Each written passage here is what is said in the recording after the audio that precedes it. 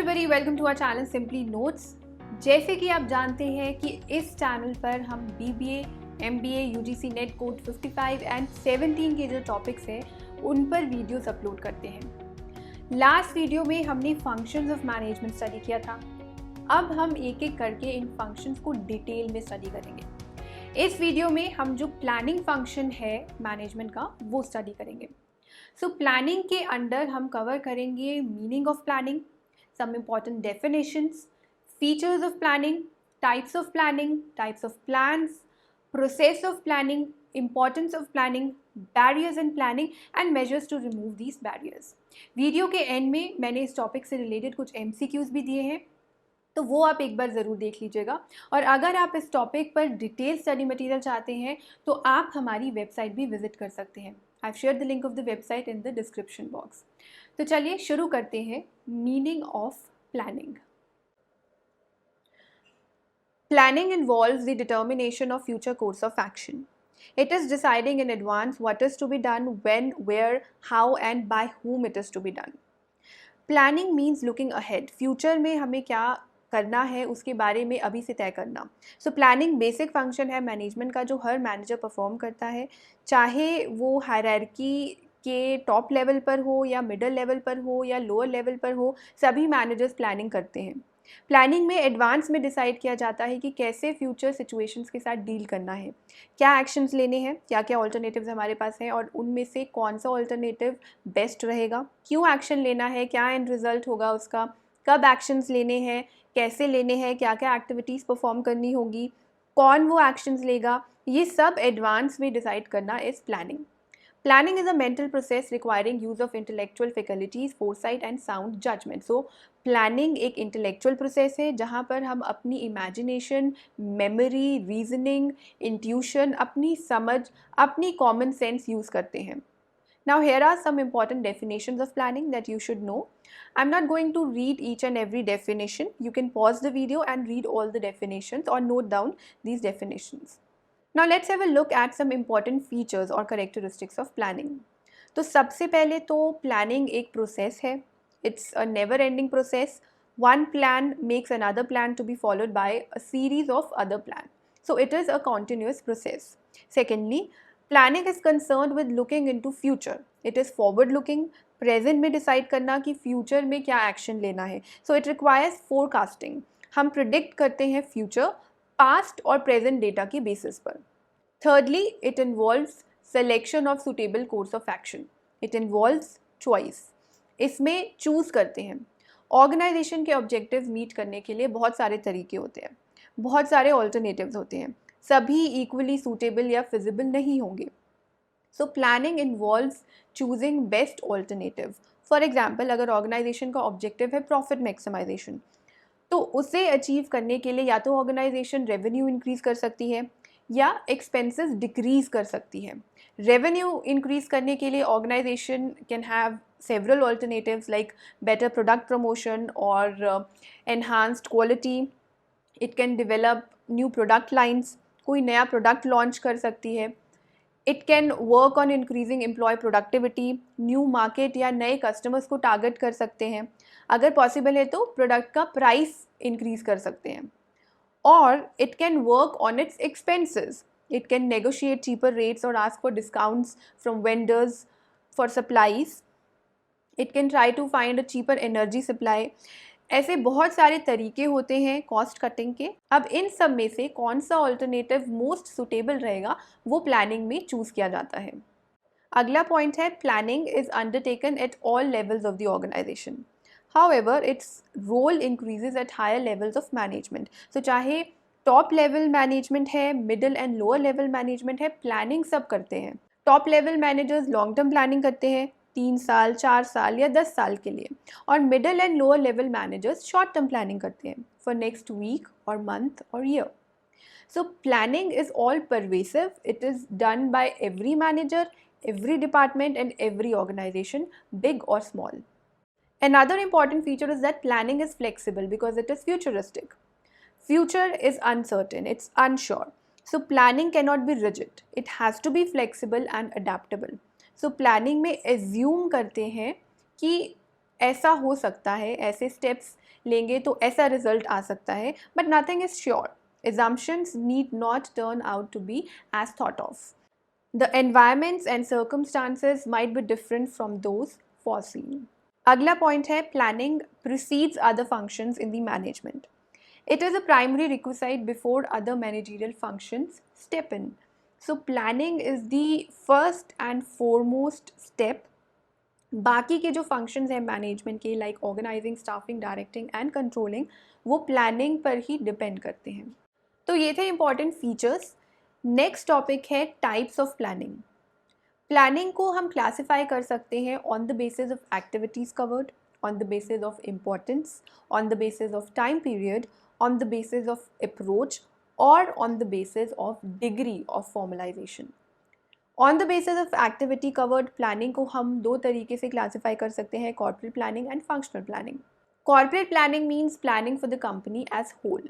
सो ये जो है, ये टॉप लेवल के मैनेजर्स हैं, वो इस तरह की प्लानिंग करते हैं जिसमें objectives, strategies and policies frame की जाती हैं और इसमें लॉन्ग टर्म गोल्स और ऑब्जेक्टिव सेट किए जाते हैं.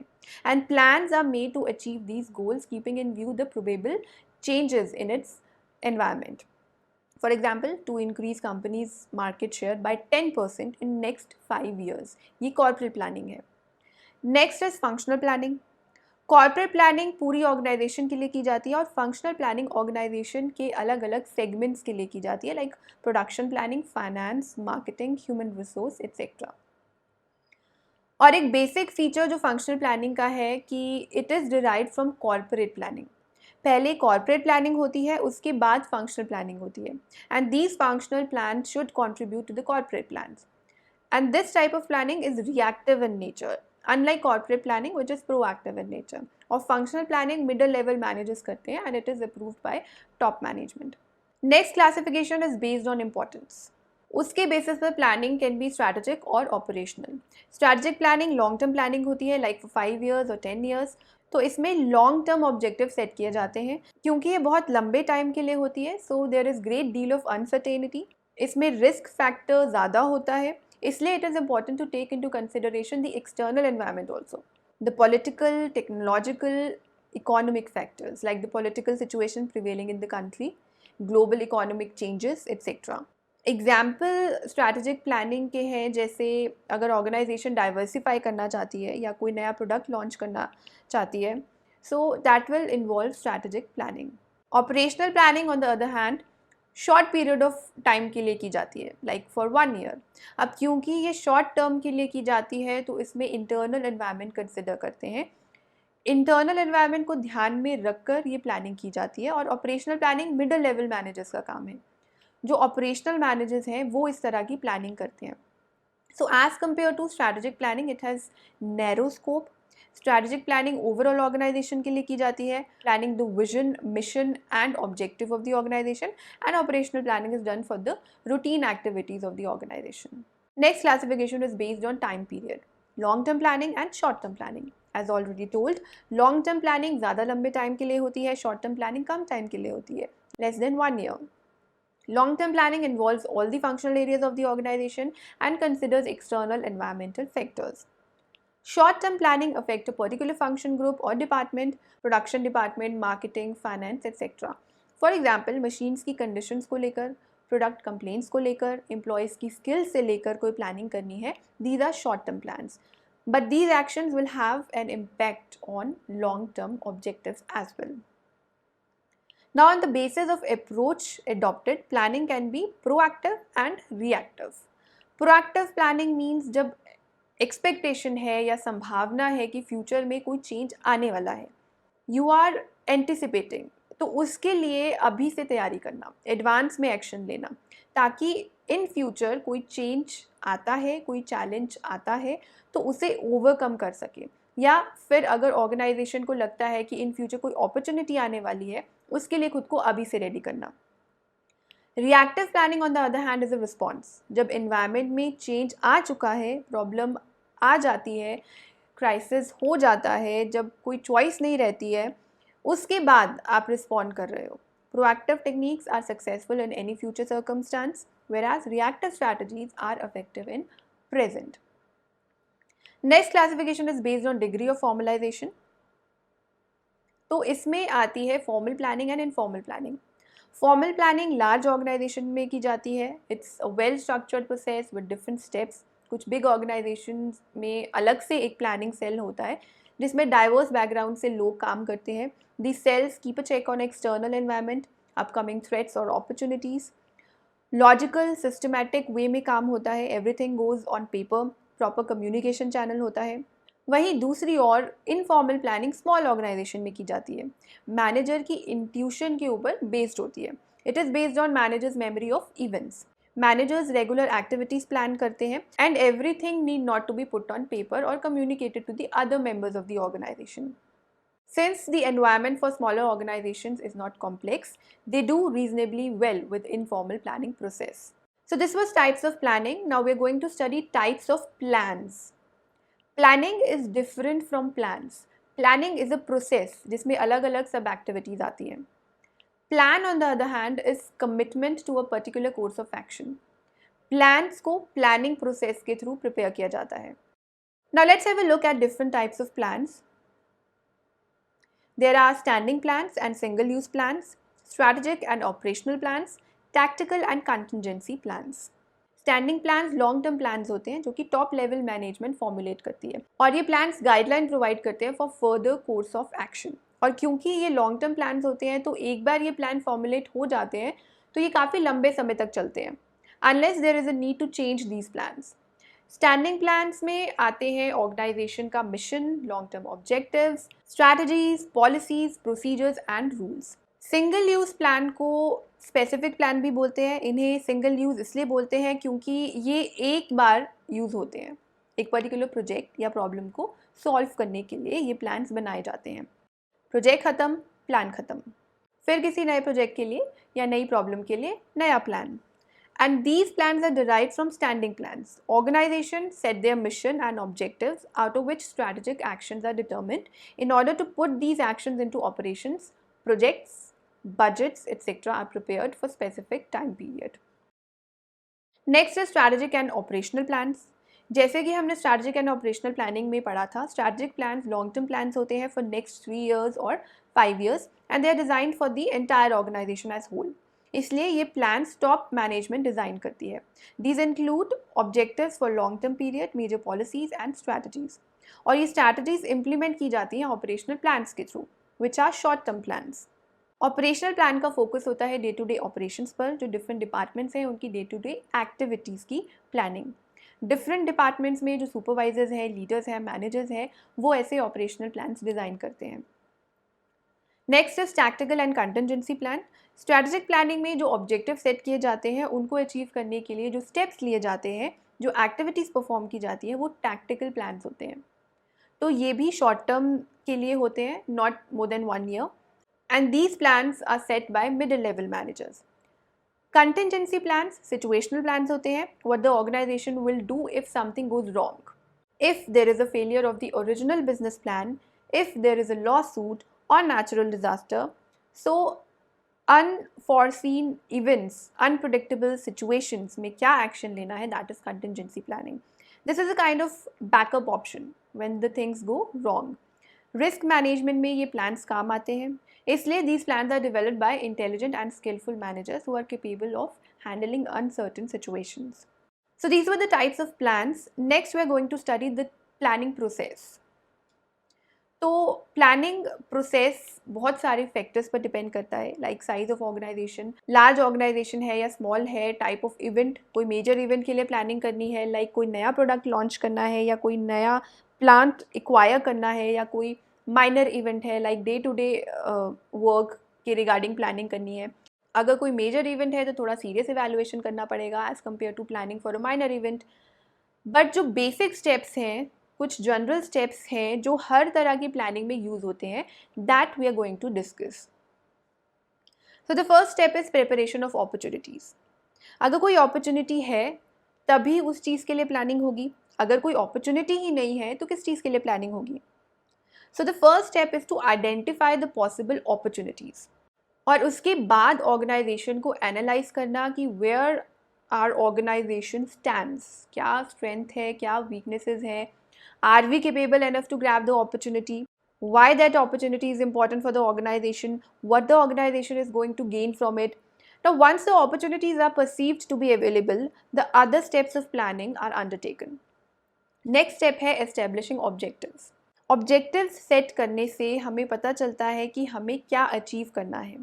What should be the end result? These objectives should be for the organization as whole, and then it must be broken down for the lower units or subunits like departmental objectives, sectional objectives, and individual objectives. The organizational objectives should be specified in all key result areas. Key result areas are general parameters जो कि help करते हैं ये देखने के लिए कि company अपने objectives meet कर पा रही है या नहीं. It's a kind of quantitative assessment that measures progress towards an objective. For example, organizational goal can be to satisfy the customers. How you are going to satisfy the customers? And how will you know that customers are satisfied? So the key result areas can be to collect feedback for specified number of customers every month. उनके reactions, उनकी views जानने के लिए. Customers retention increase करना to से 98%. Maintain NPS of 9. NPS मतलब net promoter score, जो customer की लॉयल्टी एंड सेटिस्फेक्शन मेजर करता है. सो इस स्टेप में ऑब्जेक्टिव सेट किए जाते हैं, that is what the organisation wants to accomplish, and key result areas decide किए जाते हैं जो कि क्वांटिटेटिव डेटा प्रोवाइड करते हैं to know if those objectives are accomplished. They measure the progress towards an objective.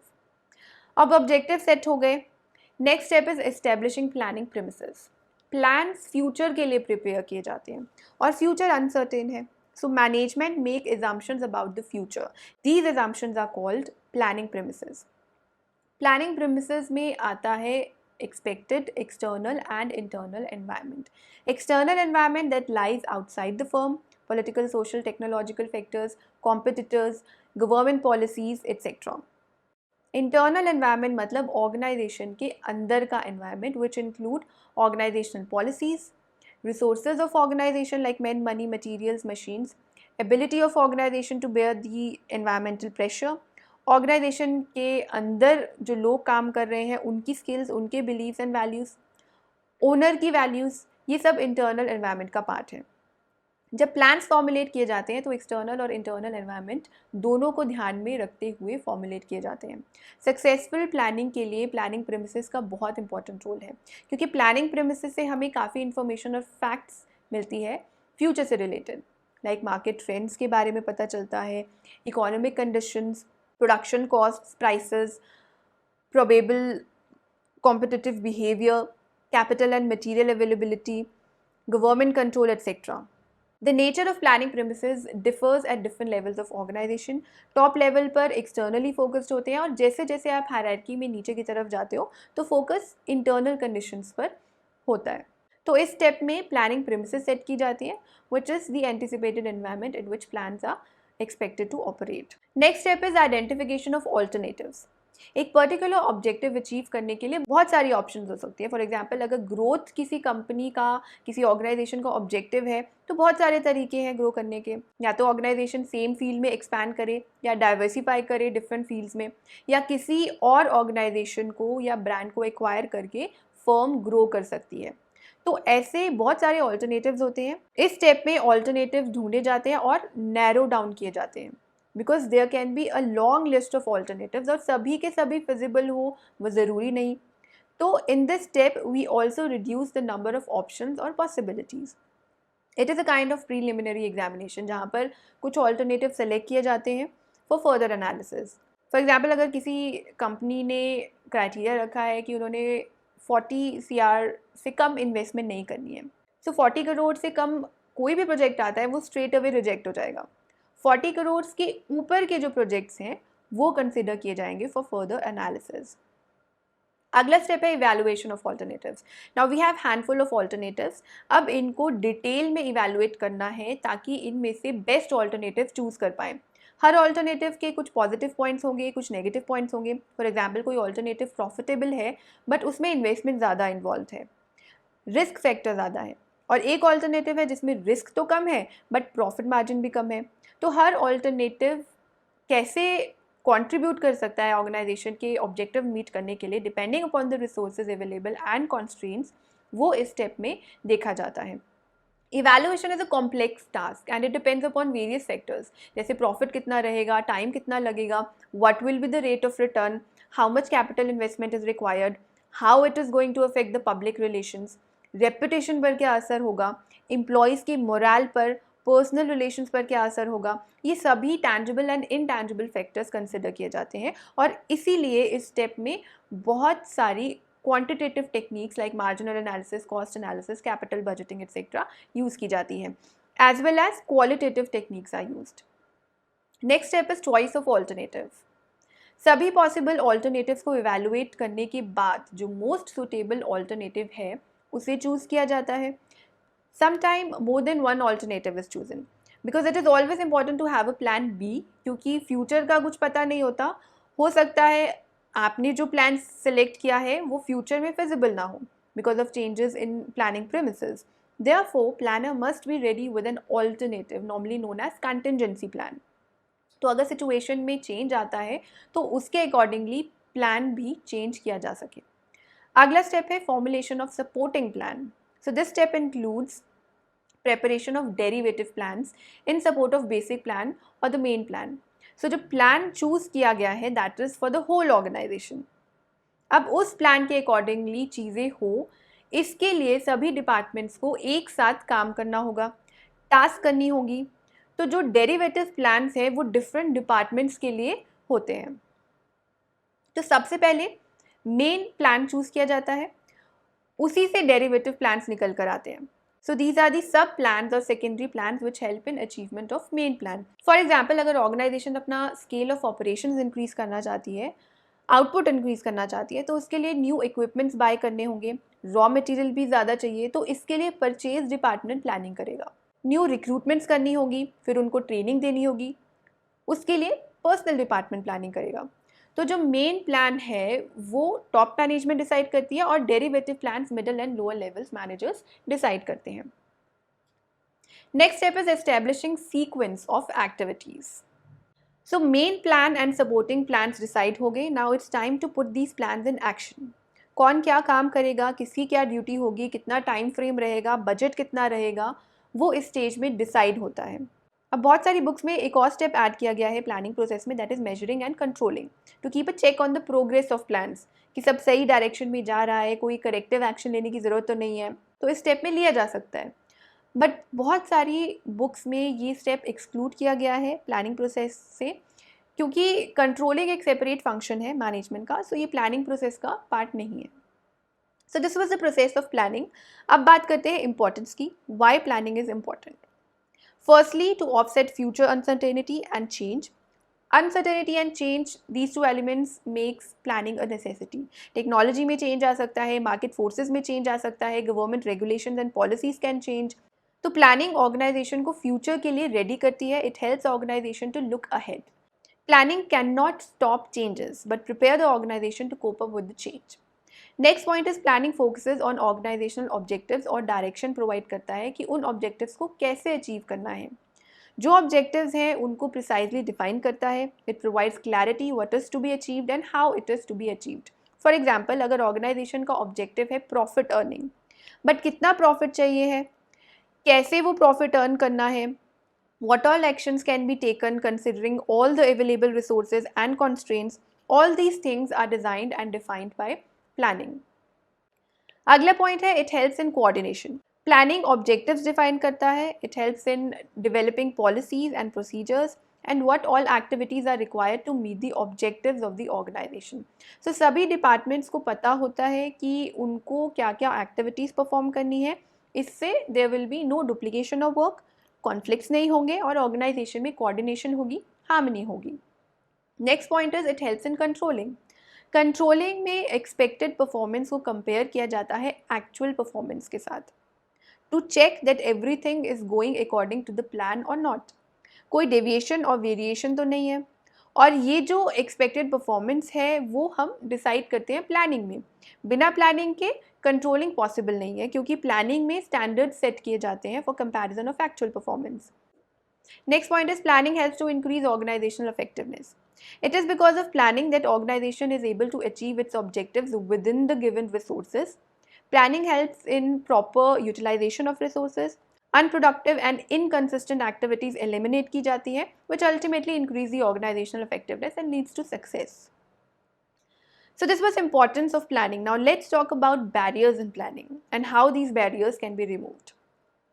First barrier is poor communication due to some rivalries or miscommunication or underdeveloped skills. Planning तभी successful हो सकती है जब objectives, गोल, strategies properly communicate की जाए so that everyone involved can understand what, how and when the action has to be taken. Secondly, resistance to planning. People can be resistant to change or they can be resistant to a particular plan or idea. हो सकता है वो change accept करने के लिए ready हैं पर उन्हें तरीका सही ना लगे. So sometimes they resist the plan, not the change. Thirdly, अगर सफिशिएंट रिसोर्सेज नहीं है प्लान को एग्जीक्यूट करने के लिए तो प्लान सक्सेसफुल नहीं हो सकता है. Resources can be financial resources और रॉ मटेरियल और human resource. Fourthly, planning future को लेकर की जाती है और फ्यूचर अनसर्टेन है. फ्यूचर पर कोई कंट्रोल नहीं है. अगर हम एक्सटर्नल एनवायरनमेंट की बात करें तो देयर इज़ वेरी लिटिल और no control over social, political, technological and economic factors. कब कोई नई टेक्नोलॉजी आ जाए, government, taxation policies, trade regulations, interest rates, ये सब फ्लक्चुएट करते रहते हैं. उसी तरह इंटरनल एनवायरनमेंट में भी चेंजेस आ सकते हैं. They can be change in organizational policies and procedures. They can be change in attitude and beliefs of people working in the organization. So these internal and external inflexibilities also prove to be hindrance to planning. अगला point है rigidity towards past experience. ये human tendency है कि अगर हमारा past experience सही नहीं रहा है किसी चीज़ को लेकर तो फ्यूचर में हम वो चीज़ अवॉइड करेंगे. We will be over pessimistic. या फिर अगर पास्ट में हमें किसी चीज़ में सक्सेस मिलती है तो हमें लगता है कि आगे भी हम सक्सेसफुल ही होंगे, तो इस केस में हम ओवर कॉन्फिडेंट हो जाते हैं. So the human mind tends to base its thoughts, activities and expectations on what has happened in the past. This is called experience based thinking, which is good, but in a planning process it can become a liability. It can obstruct innovative thoughts. Next point is failure of people. So कई बार जो लोग involve होते हैं planning process में वो successful plans formulate नहीं कर पाते and that can be due to various factors. Maybe they are not skilled enough to formulate effective plans या उन्हें support नहीं मिलता top management का. Sometimes they overlook the planning premises या वो कई बार past experiences के ऊपर बहुत dependent होते हैं. Sometimes they are not committed enough. So there can be various reasons for inadequate planning by the people involved in the planning process. So ये थे barriers. अब इन barriers को overcome कैसे करना है, इन सब problems का solution क्या है. So next topic is measures for making planning effective. Firstly, establishing effective climate for planning. तो मैनेजर्स को ऐसा क्लाइमेट क्रिएट करना चाहिए कि एम्प्लॉयज़ कॉन्फिडेंट फील करे, कंफर्टेबल फील करे. There should be no fears. अगर कोई ऑब्स्टेकल्स हैं, कोई रेजिस्टेंस है एम्प्लॉयज़ की तरफ से तो it should be taken care of. Employees के अंदर ट्रस्ट बिल्ड करना चाहिए कि जो भी चेंज आ रहा है that is good for the organization as well as for the people working in the organization. तो एक सपोर्टिव एनवायरनमेंट होना चाहिए. Everybody should get appropriate assistance and information. अगला पॉइंट है initiative at top level. Planning to be effective must originate at top level. It must be supported by top management. Top management is responsible for establishing policies, guidelines and strategic objectives as well as for providing leadership and direction in the organization. Next is participation of subordinates. भले ही planning management करती है but plan implement subordinates करते हैं, सो उनकी participation बहुत ज़रूरी है. They should be informed. उनसे सजेशन लेने चाहिए, उनके रिएक्शंस नोटिस करने चाहिए, उनसे कंसल्ट करना चाहिए. तभी उनके अंदर एक्साइटमेंट होगी, कमिटमेंट होगा and they will be loyal towards the organization. Next point है proper understanding of the organizational policies and strategies. Proper understanding तभी होगी अगर proper communication होगी. तो जो भी objective है, strategies है या information है वो clearly and precisely पहुंचनी चाहिए जिन्होंने plan execute करना है. वो तभी properly implement कर पाएंगे अगर उन्हें clarity होगी, clarity about objectives and means to achieve these objectives. अगला पॉइंट है integration of short term and long term goals. Short term plan contribute करते हैं लॉन्ग टर्म प्लानिंग में. If managers emphasize only short-term plans, they cannot set direction for further future course of action. Long-term and short-term plans can be best integrated if the latter is prepared in the light of the former. Similarly, if the long-term plans are prepared keeping in view what organization can implement by the way of its short-term plans, coordination between the two can be achieved. Next point is planning should be considered as an open system. तो managers को planning करते समय total environment consider करना चाहिए, external as well as internal. It should not be taken as a simple process, but a process of many interactions, the process that influences and get influenced by its environment. So this was all about planning. इस video में हमने जितने भी major topics हैं planning के वो सब cover किए हैं. वीडियो के एंड में कुछ MCQs हैं इस टॉपिक से रिलेटेड, वो एक बार आप ज़रूर देख लीजिएगा. आई होप आपको ये वीडियो अच्छी लगी हो, यूजफुल लगी हो. अगर आपको ये वीडियो अच्छी लगी हो तो please like, share and subscribe. You can also follow us on Facebook and Instagram. और अगर आप इस टॉपिक पर स्टडी मटेरियल चाहते हैं या BBA MBA UGC net code 55 and 17 पर स्टडी मटेरियल चाहते हैं, then you can visit our website also. I have shared the link of the website in the description box. Thank you for watching.